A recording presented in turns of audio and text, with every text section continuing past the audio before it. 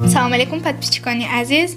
امروز ما برای شما دو سرود میخوانیم. یکی سرودی مادر، دیگری سرودی پدر.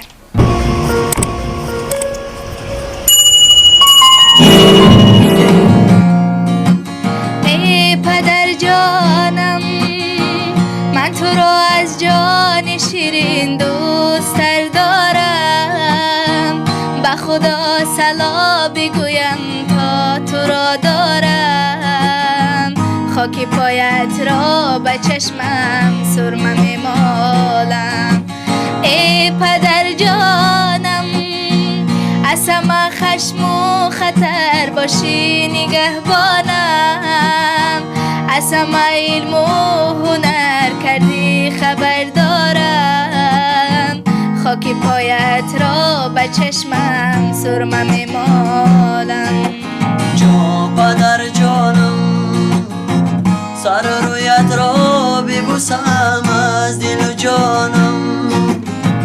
من تو را در روی تخت شاه بشنانم. گردویت را بگیرم در نمیمانم. ای پدر جانم، از همه خشم و خطر باشی نگهبانم. از همه علم و هنر کردی خبر دارم. خاک پایت را به چشمم سرمه میمالم. ای پدر جانم، من تو را از جان شیرین دوست‌تر دارم. به خدا صلا بگویم تا تو را دارم. از دعای تو به سبزم بزرگوارم. از دعای تو به سبزم بزرگوارم. بلاگردان من باشی همیشه، جدا از تو دلم آرام نمیشه. تمام عمر من ختمی نفس ها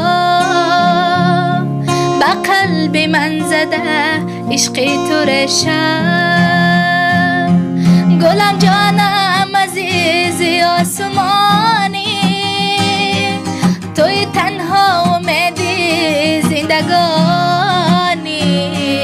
خدا عمر مرا بخشد به جانت، بگیر جانی من تا تو بمانی. مادرم توی تنها پناه و توی آورم. سرورم تو مهری اول و تو مهری آخرم. مادرم بال و پرم. مادرم توی تنها پناه و توی آورم. سرورم تو مهری اول و تو مهری آخرم. مادرم بال و پرم. وجودت مادرم عطر بهار است.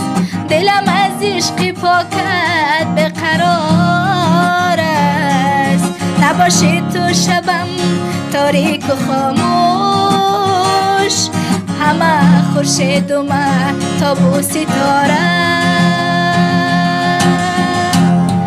مادرم تو ببین گل من اشک چشمی ترم. یاورم غم و درد و دلت را به جان میخرم. مادرم جان مادرم. مادرم تو ببین گل من اشک چشمی ترم. یاورم